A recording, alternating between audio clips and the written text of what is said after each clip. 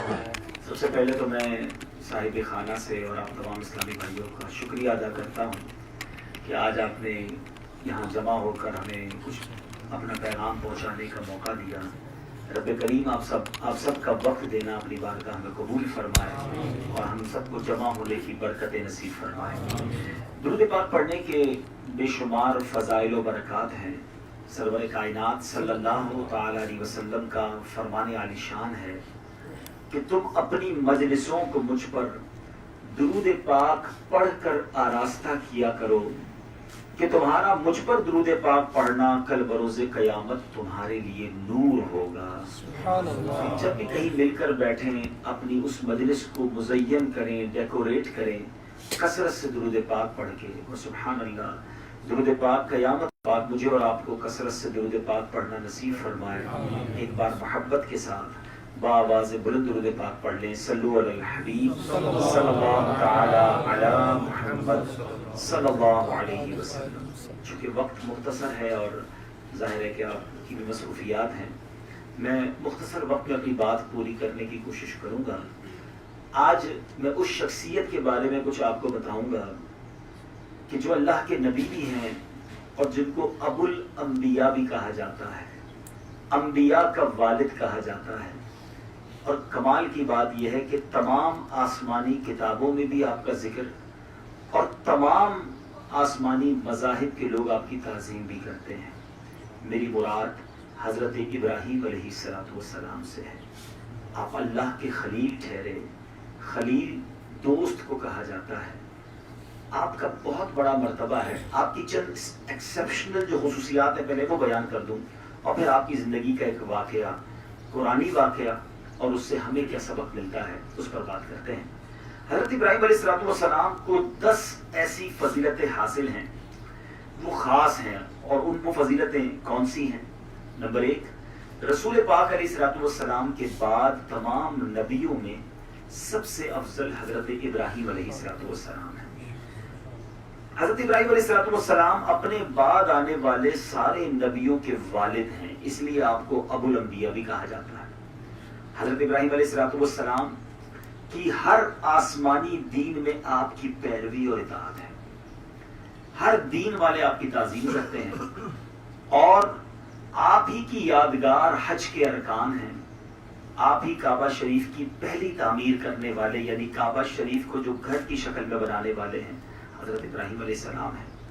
جس پتھر پر کھڑے ہو کر آپ نے کعبے کی تعمیر کی، اللہ تبارک و تعالی نے اس پتھر کو وہ مقام عطا فرما دیا کہ اب وہاں لوگ جا کر سجدہ اس کے قریب کرنا اپنے لیے سعادت سمجھتے ہیں۔ قرآن میں رب نے فرمایا وَاتَّخِذُوا مِن مَّقَامِ إِبْرَاهِيمَ مُصَلًّى، اور ابراہیم کے کھڑے ہونے کی جگہ کو اپنا مصلی بناؤ۔ اب یہ الگ بحث ہے اور علماء نے بڑی پیاری بات کی ہے کہ اس سے اللہ والوں کی نشانیوں کی اہمیت کا پتہ چلتا ہے۔ حضرت ابراہیم جہاں کھڑے ہو جائیں وہاں سجدے کرنا اللہ کو قبول، وہاں اللہ کی بارگاہ میں عبادت کرنا قبول ہے اور دعاؤں کی قبولیت کا مقام قرار دیا گیا۔ حضرت ابراہیم وہاں موجود نہیں ہیں، ان کے قدموں کے نشان ہیں۔ تو جو ابراہیم کے بھی آقا ہیں، سارے نبیوں کے آقا ہیں صلی اللہ تعالی علیہ وسلم، جہاں مزار پر انوار میں وہ خود موجود ہیں، اس مقام کے مرتبے اور مقام کا عالم کیا ہوگا۔ بہرحال حضرت ابراہیم علیہ السلام، ایک اور بڑی پیاری بات جو تفسیر نعیمی میں مفتی احمد یار خان نعیمی نے لکھی، اور شاید بہت سارے ناظرین کے لیے یہ پہلی بات، حاضرین کے لیے پہلی بات ہوگی کہ مسلمانوں کے فوت ہو جانے والے بچے، یعنی جب مسلمانوں کے بچے فوت ہو جاتے ہیں، بچپن میں چلے جاتے ہیں، تو اللہ تعالیٰ نے ان کی پرورش کا، ان کی روحوں کو کہاں رکھنا ہے۔ تفاسیر قرآن میں موجود ہے کہ وہ روحیں، وہ بچے حضرت ابراہیم اور حضرت سارہ رضی اللہ تعالیٰ عنہا کی عالم برزخ میں پرورش میں چلے جاتے ہیں۔ قیامت میں سب سے پہلے حضرت ابراہیم علیہ السلام کو عمدہ لباس ہوگا اور اس کے فوراً بعد نبی پاک علیہ السلام کو عطا کیا جائے گا۔ یہ حضرت ابراہیم کا ایک مرتبہ اور ایک مقام ہے۔ آپ کے بارے میں بہت ساری باتیں کہی جا سکتی ہیں، آپ کے بہت سارے اوصاف ہیں۔ آپ بہترین مہمان نواز تھے، اور مہمان نواز بھی ایسے تھے کہ آپ کے دسترخوان پر جب تک کوئی مہمان نہ آتا آپ کھانا نہیں کھاتے تھے۔ باہر سے پکڑ کے بھی کسی مہمان کو لاتے پھر کھانا کھاتے۔ مہمان نوازی کا آپ کی یہ عالم تھا۔ بہت ساری باتیں آپ کی سیرت میں ہیں. حضرت ابراہیم کی سیرت میں پوری بیان کروں تو کعبہ کیسے تعمیر کیا، مکہ کیسے آباد ہوا، کس طرح اپنے بچے کو چھوڑ کر اللہ کی راہ میں وہ چلے گئے اور حضرت اسماعیل کے پیروں کی رگڑ سے زمزم شریف کا کنواں جاری ہوا. طویل داستان ہے. مگر آج جو میرا ٹاپک ہے بیسیکلی بزنس کمیونٹی کے لوگ ہیں اور مختلف شعبہ ہے زندگی سے تعلق رکھنے والے ہیں. حضرت ابراہیم کی زندگی کا ایک اور بڑا یونیک واقعہ ہے، بڑا تاریخی واقعہ ہے. آپ کی عمر 18 یا 20 سال تھی اور آپ جس وادی میں جس شہر میں رہتے تھے وہاں کے لوگ بت پرستی کرتے تھے، بتوں کی پوجا کرتے تھے. آپ کو بڑا انہوں نے ایمفسائز کیا، آپ کو بھی لانے کی کوشش کی کہ تم بھی آ جایا کرو ہمارے بت خانے میں. آپ نہیں جاتے تھے. آپ کہتے ہیں میں بتوں کی پوجا نہیں کرتا، میں خدائے وحدہ لا شریک کا ماننے والا ہوں. اچھا پھر ہر سال اس قوم میں ایک میلہ ہوتا تھا جس میں بڑے لہو و لعب، گانے باجے ناچ گانے ہوتے تھے. ہر سال ہوتا تھا. وہ پھر ہوا، قوم نے کہا کہ آپ بھی ہمارے ساتھ چلیں. حضرت ابراہیم علیہ السلام نے کہا کہ نہیں، میں ان چیزوں میں انٹرسٹڈ نہیں ہوں، میں تمہارے ساتھ نہیں جاؤں گا. قوم کے لوگ چلے گئے. اب پورا گاؤں خالی ہو گیا. آپ اس بت خانے میں چلے گئے جس میں لوگ بتوں کی پوجا کرتے تھے. جب آپ اس بت خانے میں گئے تو آپ حیران ہو گئے کہ چھوٹے بڑے بہت سارے بت تھے جنہوں لوگوں نے اپنے ہاتھ سے بنائے تھے اور ان کی پوجا کرتے تھے. آپ کو بڑا غصہ آیا کہ اللہ کو چھوڑ کر یہ کس کی پوجا کرتے ہیں. حضرت ابراہیم علیہ السلام نے کلاڑا اٹھایا، کسی بت کے پیر توڑا، کسی کے ہاتھ توڑے، کسی کا سر توڑ دیا، اور جو سب سے بڑا بت تھا اس کے کاندھے پر کلاڑا رکھ کے آپ باہر آ گئے. اب یہ سارا کام تو آپ نے کر دیا، نوجوان تھے. جب وہ لوگ واپس آئے اس قوم کے لوگ تو انہوں نے جب اپنے بتوں کا یہ حال دیکھا تو بڑے پریشان، غصے میں، غضبناک، یہ کس نے کیا. لوگوں نے آپس سے مشورہ کیا ایک ہی نوجوان ہے جو ہماری بات مانتا نہیں، انہیں اپنا خدا جانتا نہیں، اسی نے کیا اور اسے بلا کر لاؤ. حضرت ابراہیم علیہ السلام کو لایا گیا. آپ سے پوچھا گیا کہ یہ کام کس نے کیا ہے، ہمارے بتوں کو کس نے توڑا ہے. حضرت ابراہیم علیہ السلام نے کہا کہ یہ سب سے بڑے بت کی کاندھے پر ہی کلاڑا پڑا ہے، اسی سے پوچھ لو. سب ہاتھ پیر ٹوٹے ہیں، کلاڑا اس کے کاندھے پر ہے، اس سے پوچھو نا. اب اس قوم نے کہا کہ یہ تو جواب نہیں دیتے، یہ ہمارے بت تو بتاتے نہیں ہیں. اب یہ ایک بیسیکلی ڈیمونسٹریشن تھا، ایک بہت خوبصورت پریکٹیکل مظاہرہ تھا انہیں اللہ کی طرف بلانے کا. عقل والوں کے لیے ایک شاندار دلیل تھی. اور جو مکالمہ ہوا قرآن میں رب نے بیان کیا. چنانچہ پارہ 17 سورہ انبیاء کی چند آیتوں کی میں تلاوت کروں گا. اور یہ واقعہ بیان کرنے کے 2 مقصد ہیں، بلکہ 3 مقصد سمجھ لیں. ایک تو اللہ کے نبی حضرت ابراہیم علیہ السلام کی شان بیان ہو، ان کا ذکر خیر ہو. دوسری ایک بڑی وجہ یہ ہے کہ قرآن میں کیا کیا موجود ہے. ینگسٹر بیٹھے ہیں، بچے بیٹھے ہیں. ہمارے بچوں کو شاید دنیا کے بہت سارے جس کو آپ نے لیڈرز کے واقعات پتہ ہیں، فرسٹ ورلڈ وار کب ہوئی، سیکنڈ کب ہوئی، دنیا کا کون سا ملک کب آزاد ہوا، اس کا یوم جو آزادی ہے وہ کب ہے، کب جناب کون سا میلہ لگتا ہے، سب پتہ ہوتا ہے. ہمیں بھی پتہ، ہمارے بچوں کو بھی پتہ. اللہ نے قرآن میں نبیوں کے بارے میں کیا کیا فرمایا، کس نبی کی کیا ہسٹری ہے، ہمیں کیا معلوم ہے. پڑھے لکھے لوگ موجود ہیں. ایک چھوٹا سا آپ کو بھی کہتا ہوں کہ اپنے گھر میں ایک چھوٹا سا ڈیمونسٹریشن کیجیے، ایک چھوٹا سا امتحان لیجیے اپنے بچوں کا. اپنی فیملی کو بٹھائیے، سب کو کاغذ اور قلم دے دیجیے، بلکہ چھوٹی سی بک دے دیجیے، اور سب بچوں سے کہیں، فیملی ممبر سے کہیں، بھائی بہنوں سے کہیں کہ ذرا سارے مل کر جتنے آپ کو اسپورٹس مین کے نام پتہ ہیں ذرا لکھیے. تو شاید کئی صفحے بھر دیں گے، کرکٹر الگ لکھ دیں گے، فٹ بالر الگ لکھ دیں گے. اچھا پھر اگلے صفحے پر انہیں کہیے کتنے اداکاروں کے، اس گلوکاروں کے نام آتے ذرا وہ لکھیں. نہ جانے وہ بھی کتنے صفحے بھر دیں گے. پھر کتنے سیاست دانوں کے نام پتہ ہیں، کتنے ملک کے صدر وزیر اعظم کے نام پتہ ہیں ذرا وہ بھی لکھیں. شاید وہ بھی کئی صفحے بھر جائیں گے. اس کے بعد بچوں سے کہیں کہ اب ذرا لکھو کتنے نبیوں کے نام پتہ ہیں. اگلے صفحے پہ لکھو کتنے صحابہ کے نام پتہ ہیں. پھر اگلے صفحے پہ لکھو کتنے اولیاء کے نام پتہ ہیں. یہ چھوٹا سا امتحان جو ہے نا آئی اوپننگ ہوگا ہمارے لیے کہ ہم کدھر جا رہے ہیں، ہمارے بچے، ہمارے آنے والی نسلیں کدھر جا رہی ہیں، ہم ان کو کتنا دین کے قریب کر رہے ہیں. ٹھیک ہے پڑھائیے، دنیا کی پڑھائی ہے، we are not against worldly knowledge, دنیا کی پڑھائی ہونی چاہیے اگر شرعی تقاضوں کے دوران ہے، لیکن دین سے دوری بھی تو نہیں ہونی چاہیے. قرآن ہی نہیں پڑھتے، نہ سمجھاتے ہیں، نہ خود سمجھتے ہیں. تو دوسرا میرا مقصد یہ تھا کہ قرآن کی مزید اہمیت دلوں میں اجاگر ہو اور ہم قرآن پڑھیں، اس کے واقعات پڑھیں، اسٹوریز آف قرآن اپنے بچوں کو بھی سنائیں. اور تیسری وجہ جو آج میں نے جو اس ٹاپک کو چنا ہے وہ میں آگے جا کے بتاؤں گا کہ اس واقعے سے سیکھنے کو کیا ملے گا ہمیں. ابھی جو باتیں ہوئی اس قوم کو آپ نے کیا کہا، جب قوم نے کہا یہ کس نے توڑا، تو آپ نے کہا وَتَاللَّهِ لَأَكِيدَنَّ أَصْنَامَكُمْ بَعْدَ أَن تُوَلَّوْا مُدْبِرِينَ. قرآن میں اللہ تعالیٰ فرماتا ہے مجھے اللہ کی قسم میں تمہارے بتوں کا برا چاہوں گا بعد اس کی کہ تم پھر جاؤ پیٹ کر کے. اب اس قوم نے کیا کہا؟ اس قوم نے جو کہا وہ بھی قرآن میں موجود ہے. من فعل هذا بآلهتنا انه لمن الظالمین. کس نے ہمارے خداؤں کے ساتھ یہ کام کیا ہے؟ بے شک وہ بہت ظالم ہے. وہ قوم کہتی ہے ہمارے خداؤں کو کس نے یہ حال کر دیا؟ اللہ اکبر. جب حضرت ابراہیم نے کہا نا کہ اس سے ہی پوچھ لو تو قوم نے کہا تو جواب نہیں دیتی. اب حضرت ابراہیم نے کیا کہا؟ یہ کمال کا جملہ ہے قرآن میں موجود ہے. قال افتعبدون من دون اللہ ما لا ينفعكم شيئا ولا يضركم. کہا تم اللہ کے سوا ایسے کو پوچھتے ہو جو نہ تمہیں کچھ دفع دے سکتا ہے نہ نقصان پہنچائے, اپنے آپ کو بھی مار سے روک نہیں سکتا. ٹھیک ہے. پھر آگے فرمایا اُفِّل لَكُمْ, تف ہے تم پر. وَلِمَا تَعْبُدُونَ مِن دُونِ اللَّهِ, اللہ کے سوا کسی کو پوچھتے ہو. أَفَلَا تَعْقِلُونَ, تمہیں عقل نہیں ہے؟ ایسے بے وقوف ہو کہ اس کی پوجا کرتے ہو جو نہ اپنے آپ کو مار سے بچا سکے نہ تمہیں بتا سکے کس نے مارا ہے. یہ پورا ڈیمونسٹریشن ہونا یہ چاہیے تھا کہ اتنا زبردست ایک پریکٹیکل دیکھ کر لوگ کلمہ پڑھ لیتے, بتوں کی پوجا سے باز آ جاتے. مگر کہتے ہیں نا جس کی آنکھوں پر پردہ ہو, دلوں پر مہر ہو, انہیں آپ واضح کر کے بھی بتا دیں وہ نہیں مانتے. اور ایسے لوگ آج بھی ہیں جن کو قرآن و حدیث کی بات واضح کر کے بتا دیں وہ پھر آج بھی نہیں مانتے. یہ عقل آتی انہیں. بہرحال وہ قوم نہیں مانی, بلکہ اس قوم نے کیا کیا؟ اس قوم نے اعلان کیا حرقوہ وانصروا آلہتکم ان کنتم فاعلین, انہیں پکڑ لو اور پکڑ کر جلا دو, اپنے خداؤں کی مدد کرو اگر تمہیں کرنا ہے. اب 18-20 سال کے نوجوان کو پکڑ لیا گیا, ایک ایسی آگ لگائی گئی جس کی مثال دنیا میں نہیں ملتی. نمرود کی وہ آگ بڑی مشہور ہے کہ جس کی شعلے آسمان سے باتیں کرتے تھے. اتنی بڑی آگ تھی کہ آپ کو ڈائریکٹ ڈالنے کے لیے بھی کوئی تیار نہیں ہوتا تھا, کیونکہ آگ کے قریب کوئی جاتا تو جل کے راکھ ہو جاتا. اس زمانے میں ایک توپ کا کام کرتے تھے, منجنیق جسے کہا جاتا ہے, بڑے بڑے پتھر جس سے پھینکے جاتے تھے, اس سے آپ کو آگ میں ڈالا جانے لگا. اب کیا ہوا؟ It is the big question. بڑی آگ ہے, سامنے آگ ہے, ایک موقع تھا آپ کے پاس, کمپرومائز کرتے, معافی مانگ لیتے, سلو کر لیتے, آئندہ نہیں کروں گا, آگ میں نہ ڈالا جاتا. مگر آپ ریڈی ہو گئے. اب کیا ہوا؟ ساری مخلوق نے, چرند پرند حیوانات, اللہ کی بارگاہ میں فریاد کرنے لگے یا اللہ تیرے خلیل کو آگ میں ڈالا جا رہا ہے, میرے مالک اسے بچا لے, تیرا دنیا میں کوئی نام لینے والا نہ بچے گا.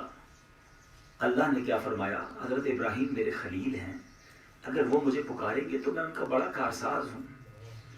اب بارش کے بادل والے فرشتے آ گئے کہ حضور آپ حکم دیں بارش برسا کر ابھی اس آگ کو بجھا دیتے ہیں.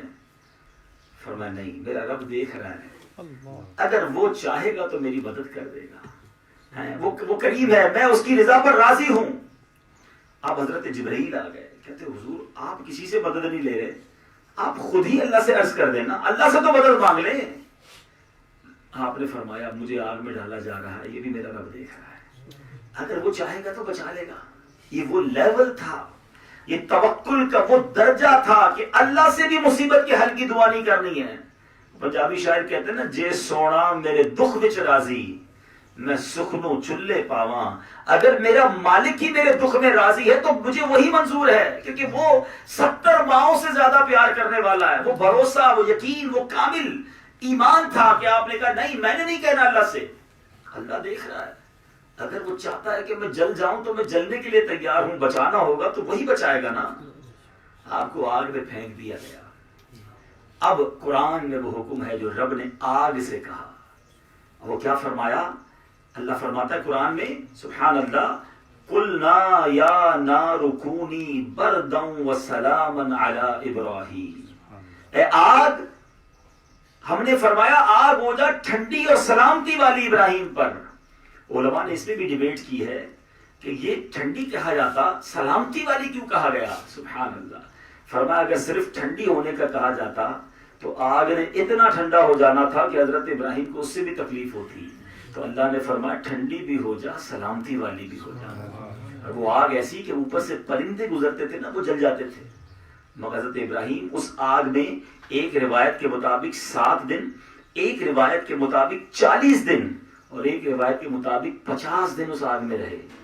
باہر نکلتے ہیں تو بال بھی بیکا نہیں ہوا ہے, آپ بالکل صحیح سلامت ہیں. یہ کیا بات تھی, یہ کون سا واقعہ اور کیا میسج ہے. یاد رکھیے گا کچھ فیصلے جو ہے نا, ہر فیصلہ دل سے نہیں ہوتا, دماغ سے نہیں ہوتا, کچھ فیصلے دل سے ہوتے. عشق کے فیصلے دل سے ہوتے ہیں. عقل تو کہہ رہی تھی کہ جناب آگ میں جائیں گے تو جل جائیں گے, مگر عشق کی باتیں اور ہیں. شاعر مشرق لکھتے ہیں نا, وہ لکھتے ہیں بے خطر کود پڑا آتش نمرود میں عشق. یہ عشق کا فیصلہ تھا, عقل کا نہیں. بے خطر کود پڑا آتش نمرود میں عشق, عقل تھی محو تماشائے لبے بام. ابھی عقل تو ابھی سوچ ہی رہی تھی کہ جائیں نہ جائیں, عشق نے فیصلہ کر لیا. اور شاعر لکھتے ہیں نا کہ عقل والوں کے نصیبوں میں کہاں ذوق جنون, عشق والے ہیں جو ہر چیز لٹا دیتے ہیں. عشق کا فیصلہ کچھ اور ہی ہوتا ہے, ہر چیز عقل سے نہیں سوچی جاتی. اللہ اور اس کے رسول کے معاملے میں عشق والے فیصلے, دل والے فیصلے. اور بڑی پیاری بات ایک شاعر لکھتے ہیں کہ یہ ایسا نہیں ہے کہ اس آگ جو گلزار بنی تھی وہ اب نہیں بن سکتی. بس ڈٹرمنیشن اور وہ ڈیڈیکیشن چاہیے, وہ یقین, وہ کامل, اور اللہ تبارک و تعالیٰ پر وہ ایمان اور توکل چاہیے. اگر آج بھی ہو ابراہیم سا ایمان پیدا, اگر آج بھی ہو ابراہیم سا ایمان پیدا, آگ کر سکتی ہے انداز گلستان پیدا. آج بھی آگ گلزار بن جائے گی اگر دل میں وہ ایمان بھی تو ہو جو حضرت ابراہیم کے پاس تھا.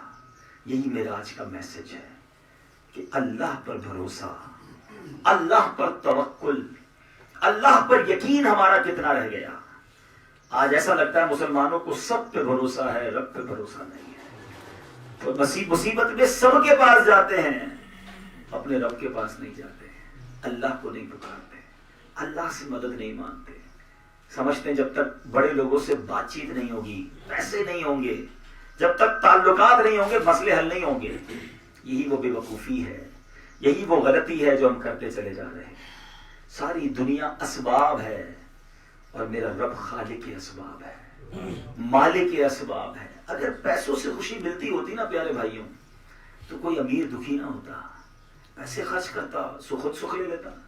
کوئی امیر, اگر پیسوں سے شفا ملتی ہوتی تو کوئی امیر بیمار نہ ہوتا, پیسے خرچ کرتا, بیماری چلی جاتی. ایسا نہیں ہے. شفا رب نے دینی ہے, خوشی رب نے دینی ہے, برکت رب نے دینی ہے. اسباب اپنی جگہ, مگر ہم نے اللہ عز و جل پر بھروسہ کرنا, اور اسی کا نام توکل ہے. یہاں اسباب کے ترک کو کوئی نہ سوچے, اسباب ترک کرنے کا کوئی نہیں کہہ رہا. لیکن اگر آپ یہ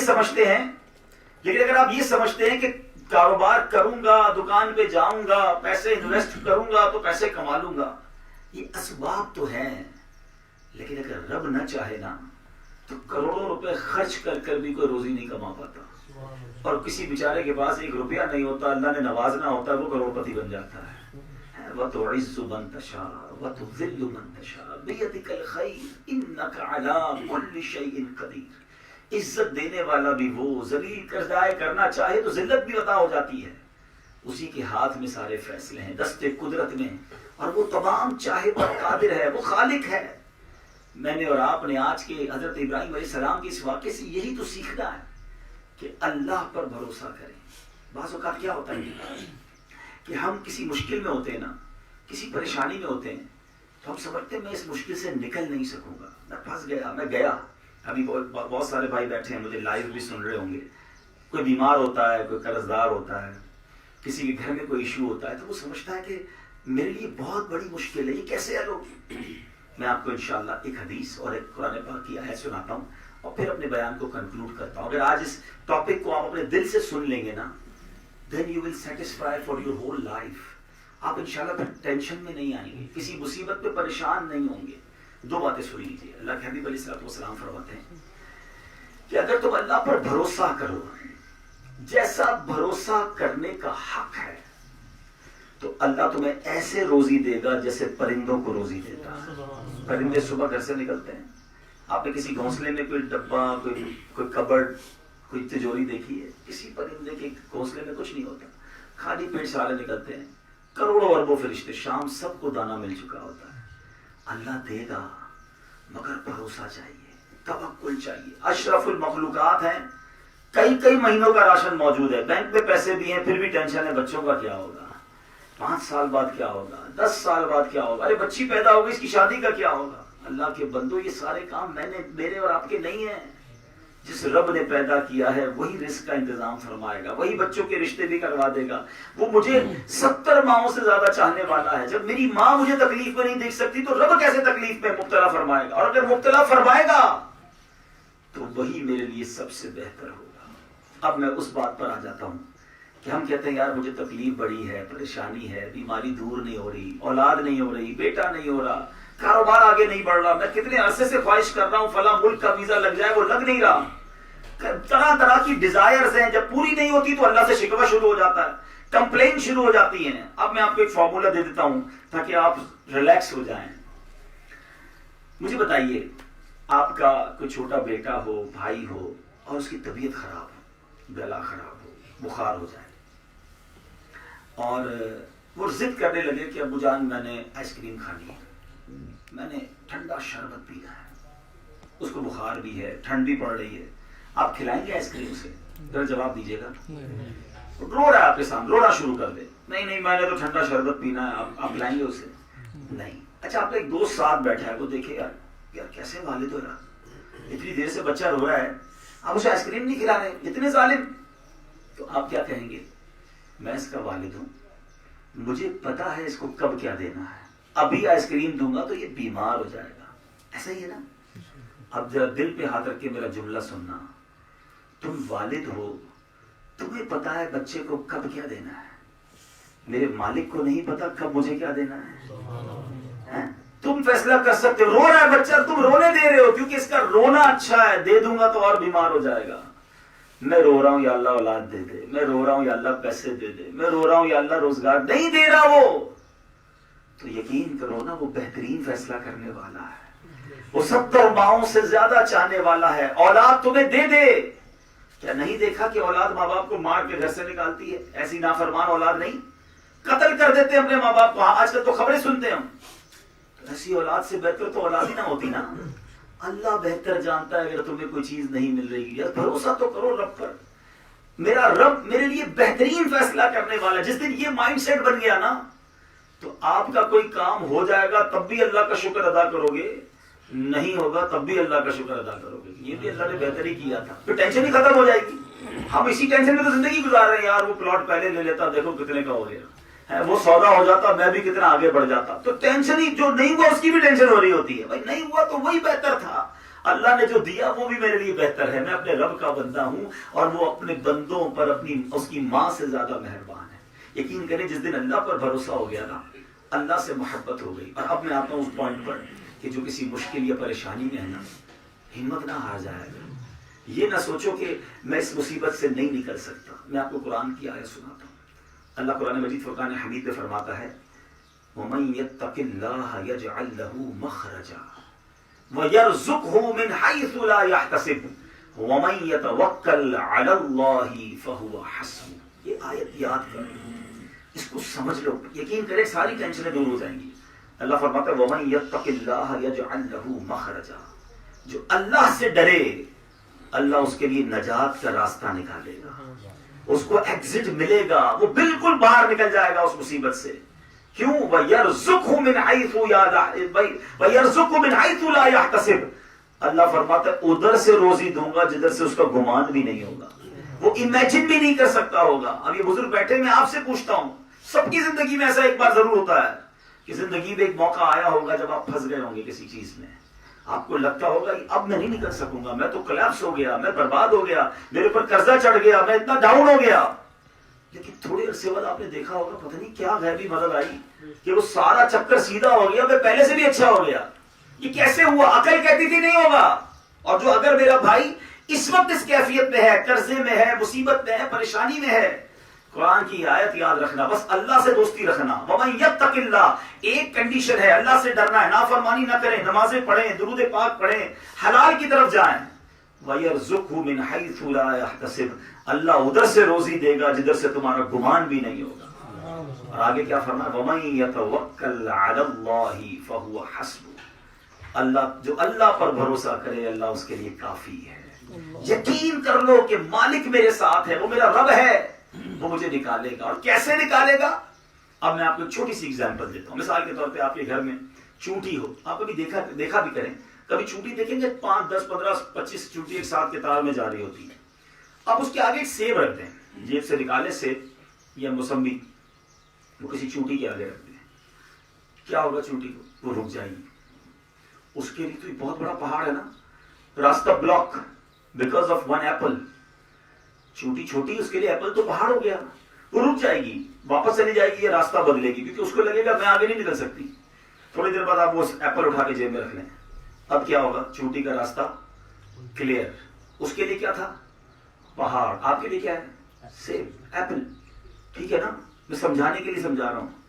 جو مشکل میرے اور آپ کے سامنے ہے نا اس وقت, وہ ہمارے لیے پہاڑ ہے. نہیں یار, یہ بیماری کیسے حل ہو سکتی ہے؟ ڈاکٹر نے منع کر دیا ہے. اتنا بڑا قرضہ, اتنا بڑا نقصان, میں کیسے نکل سکتا ہوں؟ میں تو ساری زندگی حلال کماؤں گا تو قرضہ نہیں دے سکوں گا, کچھ دوسرا نمبر ہی لگانا پڑے گا. غلط طریقہ ڈھونڈ رہا ہے بندہ. پہاڑ, مشکل, انبلیویبل سچویشن آ جاتی ہے زندگی میں, اور بندہ اب بعد اللہ کوئی خودکشی کی طرف جاتا ہے, کوئی نشے کی طرف جاتا ہے, کوئی حرام کی طرف جاتا ہے, کوئی مایوسی اور ڈپریشن کی طرف چلا جاتا ہے, کیونکہ اس کو لگتا ہے عقل اور دماغ کہتی ہے نہیں حل ہو سکتا, یہ میری لائف میں تو حل نہیں ہو سکتا. مگر ہمارے لیے کیا ہے؟ پہاڑ. اللہ کے لیے کیا ہے؟ ان اللہ علی کل شیء قدیر. وہ کن کہے تو کائنات بن جاتی ہے. میری مشکل اس کے لیے کیا ہے؟ چونٹی کے لیے وہ ایپل پہاڑ تھا, میرے لیے سیب تھا. میری اوقات کیا ہے؟ میری مشکل کی اوقات کیا ہے؟ رب چاہے تو منٹوں میں یہ مشکل آسان ہو سکتی ہے. بس اس سے دوستی ہو جائے, اس سے لو لگا لی جائے, اس پر بھروسہ کیا جائے, اس سے مدد مانگی جائے, پھر دیکھیں آپ حیران ہو جائیں گے. یقین کریں, بلیف کریں. دنیا کہے گی آپ نہیں نکل سکتے, ڈاکٹر کہہ دیں گے آپ ٹھیک نہیں ہو سکتے. رب چاہے تو بندہ رات بیمار سوئے, صبح صحت مند اٹھتا ہے. یہ اللہ کی قدرت ہے. تو بہرحال حضرت ابراہیم علیہ السلام کے اس واقعے سے جو میں درس دینا چاہتا ہوں, اللہ پر بھروسہ سیکھ لو, اللہ سے دوستی کرو, کسی بھی کنڈیشن میں مایوس نہ ہو, اللہ کے فیصلوں پر اطمینان کرنا سیکھ جاؤ. مشکل آئی ہے, کام نہیں ہو رہا, پریشانی آئی ہے, کوئی بات نہیں, رب نے بھیجی ہے نا, یہی بہتر ہوگا. میرے اوپر ہو سکتا ہے اس سے زیادہ بڑی آپ مصیبت آنے والی ہوگی, رب نے یہ چھوٹی کر کے ٹال دی ہے. ایک حدیث سنا دیتا ہوں تاکہ مزید سیٹسفائی ہو جائیں. یہ بھی بعض اوقات شیطان وسوسہ ڈالتا ہے, یار میں تو نماز بھی پڑھتا ہوں, روزے بھی رکھتا ہوں, حج بھی کیے, صدقے بھی کرتا ہوں, میرے مسئلے حل نہیں ہوتے. وہ میرا ایک دوست ہے, ایک وقت کی نماز نہیں پڑھتا, سارے الٹے کام کرتا ہے, وہ آگے بڑھی جا رہا ہے, تو اس کو ٹینشن ہی کوئی نہیں ہے. شیطان ہے نا, انسان کے دماغ میں یہ بھی وسوسہ ڈالتا ہے. میں کعبے کے سامنے جا کر بھی دعا مانگ کے آیا, پھر بھی حل نہیں ہوئی, اور وہ جو کام میں ہاتھ ڈالتا ہے وہ ترقی کر جاتا ہے. آپ سن لو, آج اس وسوسے کی بھی کاٹ ہو جائے گی. ٹھیک ہے, آپ مسکرا رہے ہیں تو لگ رہا ہے کہ ایسے خیالات آتے ہیں ذہن میں. چلے اس کا حل بتا دیتا ہوں. میں کیا حل بتاؤں گا, میں آپ کو حدیث پاک سنا دیتا ہوں. احادیث میں مضمون ملتا ہے کہ جب کوئی فاسق, فاجر, گناہگار اللہ کی بارگاہ میں دعا کرتا ہے نا, کہ اللہ میرا یہ کام کر دے, اللہ فرشتوں سے فرماتا ہے اس کا کام جلدی کر دو, مجھے اس کی آواز پسند نہیں ہے. اور جب کوئی اللہ کا حبیب, اللہ کا نیک بندہ ہاتھ اٹھاتا ہے نا, اللہ فرشتوں سے فرماتے ہیں میرے اس بندے کا کام نہ کرنا, اس کو اور مانگنے دو, مجھے اس کا مانگنا بڑا پسند آ رہا ہے. یار اپنے دل پہ ہاتھ رکھ کے پوچھو, میں جو مانگوں مجھے مل جائے وہ اچھا ہے, یا اللہ میری زندگی میں ایک بار فرشتوں سے کہہ دے میرے بندے کو مانگنے دو, اور گر گڑانے دو, اور رونے دو, مجھے اس کا رونا, اس کا مانگنا, میرے دربار میں بار بار آنا بڑا پسند ہے. یہ زندگی کا حاصل ہی نہیں کہ اللہ جو ہے میری پکار کو پسند کر لے.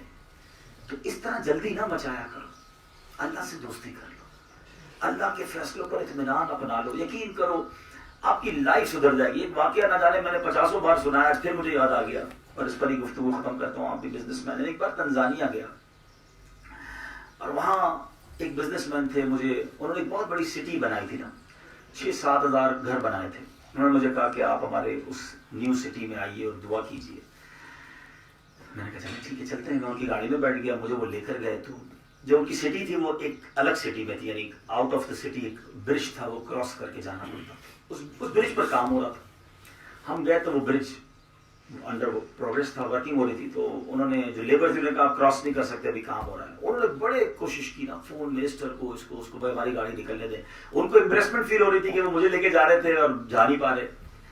تو بڑی کوشش کی, 15-20 منٹ ہم برج کے کنارے گاڑی میں بیٹھے رہے, وہ کال ملاتے رہے. آخرکار جو ہے وہ آخرکار یہ ہوا کہ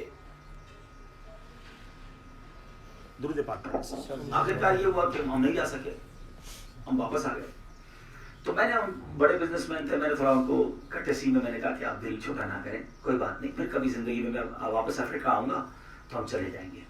یار اس بندے نے ایک جملہ کہا، یقین کریں وہ مجھے سکھا گیا، وہ تاجر مجھے سکھا گیا. میں اب ساری زندگی وہ جملہ یاد رکھتا ہوں، اور میرا خیال ہے یہ شاید 30ویں بار تو بیان میں کر رہا ہوں گا. میں پھر پچھلے دنوں انہوں نے میرا کہیں کلپ دیکھ لیا، مجھے انہوں نے تنزانیہ سے فون کیا کہ آپ میرا واقعہ بیان کیا تھا آپ نے. میں نے کہا ہاں. کہتے یار آپ نے مجھے شرمندہ کر دیا. مطلب وہ تاجزی کر رہے تھے کہ میں نے تو آپ سے سیکھا. میں نے کہا نہیں، میں نے آپ سے سیکھا ہے. اس تاجر نے پتہ کیا جملہ کہا، کہتا ہے عبدالحبیب بھائی میری زندگی میں جب کوئی کام ہو جاتا ہے نا، میں ایک بار اللہ کا شکر ادا کرتا ہوں، اور کام نہیں ہوتا تو 2 بار اللہ کا شکر ادا کرتا ہوں. میں شوق ہو گیا، میں نے یہ آپ نے کیا کہا؟ کہتے ہیں بھائی نہیں کیا تو کس نے نہیں کیا؟ اللہ نے نہیں کیا نا، وہ بہتر ہوگا. مجھے کوئی غم نہیں ہے ہم نہیں جا سکے آج، میرے رب نے بہتر چاہا تو ہم نہیں جا سکے. میں نے کہا یار آج آپ نے مجھے ایک بات سکھا دی، الحمدللہ میں نے اس بات کو یاد رکھا ہوا. اس کو وہ 10 سال ہو گئے ہوں گے کم از کم. تو یہ بات آپ بھی یاد رکھو، زندگی میں کئی کام ہوتے ہیں جو نہیں ہوتے، اور قرآن میں رب نے فرمایا وَعَسَىٰ أَن تَكْرَهُوا شَيْئًا، قرآن کہتا ہے بعض اوقات کچھ چیزوں کے بارے میں تم سمجھتے بری ہیں اور وہی تمہارے لیے اچھی ہوتی ہیں. اور کہیں ہم سمجھتے ہیں یہ باتیں میرے لیے بہت اچھی ہیں، میرا کام ہو جائے. اللہ فرماتا تمہارے لیے اچھی نہیں ہوتی وہ. وَاللَّهُ يَعْلَمُ وَأَنْتُمْ لَا تَعْلَمُونَ، اللہ جانتا ہے اور تم نہیں جانتے. سیکھو یہ، مان لو نا میری عقل تھوڑی، میری اوقات تھوڑی، وہ رب، وہ خالق، وہ مالک، وہ فیصلہ کرنے والا. جس دن یہ فیلنگ ہو گئی نا آپ ٹینشن فری ہو جاؤ گے. کوئی نقصان، کوئی بیماری، کوئی پریشانی آئے گی آپ بہتر سمجھو گے یا اللہ یہ تیرا فیصلہ، میں راضی، میں تیرے فیصلوں پر راضی بندہ ہوں مالک. یقین کرو جس دن یہ فیلنگ ڈیولپ ہو گئی، اللہ پر بھروسہ ہو گیا، غیب سے مدد آنا شروع ہو جائے گی، پریشانیاں دور ہونے لگ جائیں گی. یہ آیت یاد رکھنا، وَيَرْزُقْهُ مِنْ حَيْثُ لَا يَحْتَسِبُ، اللہ ادھر سے دے گا جدھر تمہاری امیجنیشن بھی نہیں ہوگی، تمہارا خیال بھی نہیں ہوگا. بہرحال آخر میں ایک وظیفہ بتا کر بیان ختم کرتا ہوں، اور یہ وظیفہ بھی قرآنی وظیفہ ہے. ہوا یہ تھا کہ جب فرعون والوں پر عذاب آیا، فرعون کی قوم پر، تو ایک بندہ فرعونیوں کا یہ جملہ کہا کرتا تھا. یہ جملہ اللہ کو اتنا پسند آیا، قرآن میں نقل ہو گیا، قرآن میں نازل ہو گیا. وہ جملہ کیا ہے؟ وہ آیت کا ایک جز ہے، اور یقین کریں جب اپنی دعاؤں میں، اپنی پریشانی میں یہ پڑھیں گے نا، آپ کی آنکھوں سے آنسو بھی نکل آئیں گے. اس کا جملہ کا یہ آیت کا جز کیا ہے؟ وَأُفَوِّضُ أَمْرِي إِلَى اللَّهِ إِنَّ اللَّهَ بَصِيرٌ بِالْعِبَادِ. پہلے اس کا ترجمہ سمجھ لو. میں اپنے کام اپنے رب کو سونپتا ہوں، اپنے رب کے حوالے کرتا ہوں. ان اللہ بصیر بالعباد، اللہ اپنے بندوں کو دیکھ رہا ہے. جس دن یہ فیلنگ آ گئی نا کہ یا اللہ میں پریشان ہوں، میں بیمار ہوں، میں قرضے میں ہوں، میں بے اولاد ہوں، میں ٹینشن میں ہوں، اللہ تیرے سپرد کرتا ہوں اپنے کام. وَأُفَوِّضُ أَمْرِي إِلَى اللَّهِ، اللہ یہ سارے کام تیرے حوالے ہیں. ان اللہ بصیر بالعباد، تو دیکھ رہا ہے میری حالت کیا ہے، میں کس پریشانی میں ہوں، تو دیکھ رہا ہے مالک، اور میں تیرا بندہ ہوں. آپ کو یہ دعا کرنے کے بعد پتہ کیا ہوگا؟ مثال کے طور پہ کسی بندے کے پاس فائل ہو اور اس کو کوئی کہے یار آپ کو فلاں پرائم منسٹر سے ملاقات کا موقع مل رہا ہے، اپنی فائل وہاں دے دو، اور وہاں جا کر جب فائل دے کر وہ باہر نکلتا ہے تو کیسی سیٹسفیکشن ہوتی ہے. پی ایم صاحب کو دے آیا ہوں، سی ایم صاحب کو دے آیا ہوں، فلاں منسٹر، فلاں شیخ، فلاں بندے کو اپنا کام دے آیا ہوں. جب آپ کام دے کر آتے ہیں، حالانکہ بیک آف دا مائنڈ یہ بھی ہوتا ہے پتہ نہیں ہوگا نہیں ہوگا، مگر ایک انر فیلنگ ہوتی ہے کہ یار بڑی جگہ پر فائل پہنچ گئی ہے. سچ بتاؤ جب اللہ کو اپنی فائل دے دو گے، وَأُفَوِّضُ أَمْرِي إِلَى اللَّهِ، اللہ تیرے سپرد کیے کام. ان اللہ بصیر بالعباد، پھر سیٹسفیکشن کا عالم کیا ہوگا کہ پہنچا دی میں نے اللہ کی بارگاہ میں اپنی ریکویسٹ. اب جو بہتر ہو، ہاں یہ نہ کیا کرو میرا کام ہو جائے، یہ نہ، دعا یہ کرو اللہ جو میرے حق میں بہتر ہو عطا کر دے، اور میرے مالک جو حق میں بہتر نہیں نا اس کا خیال بھی میرے دل سے نکال دے. مجھے نہیں چاہیے وہ چیز جو میرے حق میں ہی بہتر نہیں ہے، اللہ پر چھوڑ دیں. وَأُفَوِّضُ أَمْرِي إِلَى اللَّهِ إِنَّ اللَّهَ بَصِيرٌ بِالْعِبَادِ. اللہ کرے کہ آج کے اس چھوٹے سے مختصر سے سیشن میں، اجتماع میں، ہم اس میسج کو لے کر جائیں کہ اللہ سے شکوہ نہ کریں، اللہ کی بارگاہ میں کمپلین نہ کریں، اللہ نے جو دیا ہے اس پر شکر کریں، اس کے فیصلوں پر اطمینان کریں.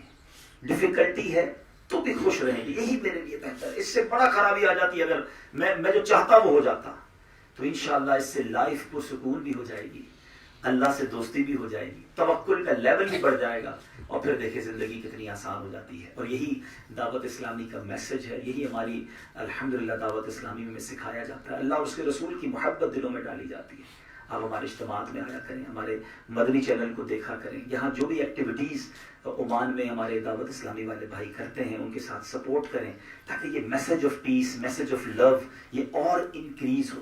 دعوت اسلامی آج 100 سے زائد ڈپارٹمنٹس میں کام کر رہی ہے. ہمارے الحمدللہ 4000 سے زیادہ مدارس نہ صرف پاکستان بلکہ دنیا کے کئی ملکوں میں بن رہے ہیں. ہم سال کی 600 کے قریب مسجدیں بناتے ہیں، 3 زبانوں میں چینل چلا رہے ہیں. جو دیکھتے ہیں انہیں معلوم ہے کہ اردو، انگلش اور بنگلہ زبان میں. اب ایک اور اسٹیپ ہم نے فارورڈ کیا ہے، ہم کڈز مدنی چینل شروع کرنے جا رہے ہیں کہ آج کل ہر بچے کے ہاتھ میں موبائل ہے اور آئی پیڈ ہے جس میں کارٹون ہیں، گیمز ہیں، اور بعض اوقات ان کارٹونز کے ذریعے بھی بے حیائی، بدکاری اور دوسرے مذاہب کی ٹرمینالوجیز ڈالی جا رہی ہیں بچوں کے دماغ میں. تو الحمدللہ اس کو کاؤنٹر کرنے کے لیے ہم کڈز مدنی چینل لا رہے ہیں. اس کی ٹیسٹ ٹرانسمیشن بھی شروع ہو گئی ہے. انشاءاللہ وہ دن آئے گا کہ بچہ کارٹون دیکھ کر ماں باپ کے ہاتھ چومے گا. انشاءاللہ وہ سنت کے مطابق کھانا کھائے گا، اور سٹوریز میں وہ یہ نہیں سنے گا کہ ٹام اینڈ جیری جو ہے وہ سنیما میں گئے، بلکہ وہ سٹوریز میں یہ پڑھے گا کہ عبداللہ اور محمد مل کے مسجد نماز پڑھنے گئے. تو انشاءاللہ سٹوریز کے ذریعے بھی وہ نماز کی طرف آئے گا، سنتوں کی طرف آئے گا. اور ہم اس پر کام کر رہے ہیں. Such a big work and expensive work, because یہ 3D کے اندر اور سارے جس کو آپ کہیں اینیمیشن کے اندر ہم یہ کام کر رہے ہیں. اس کے سیمپلز موجود ہیں، اس کی ویڈیوز آ چکی ہیں یوٹیوب پر، آپ دیکھ سکتے ہیں. کڈز مدنی چینل کو جب بھی ٹائپ کریں گے اپنے بچوں کو ابھی سے دکھانا شروع کر دیں. لیکن میں چاہوں گا کہ اتنے بڑے کام میں آپ دعوت اسلامی کو سپورٹ کریں. اور جو میں نے قرآن کی بات کی ہے، قرآن کی انڈرسٹینڈنگ کی بات کی ہے، قرآن سے دوستی کی بات کی ہے، انفارچونیٹلی بہت بڑی تعداد میں مسلمان وہ ہیں جن کو پراپر قرآن پڑھنا نہیں آتا، پروناؤنسیشن کے ساتھ، تجوید کے ساتھ قرآن پڑھنا بھی نہیں جانتے، اس کو انڈرسٹینڈ بھی نہیں کرتے. تو اس کے لیے بھی ہم نے ایک سولوشن کیا ہے کہ ہماری ایک ویب سائٹ ہے QuranTeacher.net، اس کو نوٹ کر لیں. اور اس ویب سائٹ پر آن لائن آپ کو داخلہ مل جائے گا، آپ کی مرضی کا ٹائم، 24 گھنٹے میں جو آدھا گھنٹہ آپ کے پاس فارغ ہے، ایون رات 2 بجے آپ پڑھنا چاہتے ہیں، آن لائن ہمارے قاری صاحب وہاں سے ہوں گے اور رات 2 بجے بھی آپ کو آدھا گھنٹہ قرآن پڑھا دیں گے. پہلے آپ کے تلفظ ٹھیک کرا دیں گے، پھر آپ کو ترجمہ پڑھا دیں گے. آپ کہیں گے تفسیر پڑھاؤ، وہ تفسیر پڑھائیں گے. یار کم از کم قرآن کے شاگردوں میں تو آ جائیں، قرآن پڑھنے والوں، سیکھنے والوں میں تو آپ کا نام آ جائے. تو میں امید کرتا ہوں اتنی پیاری سروس سے ضرور فائدہ اٹھائیں گے. اللہ پاک مجھے اور آپ کو عمل کرنے کی توفیق عطا فرمائے. آخر میں ایک بار پھر میں شکریہ ادا کروں گا یہاں کے منتظمین سے. پاکستان ایسوسی ایشن بتایا ہے،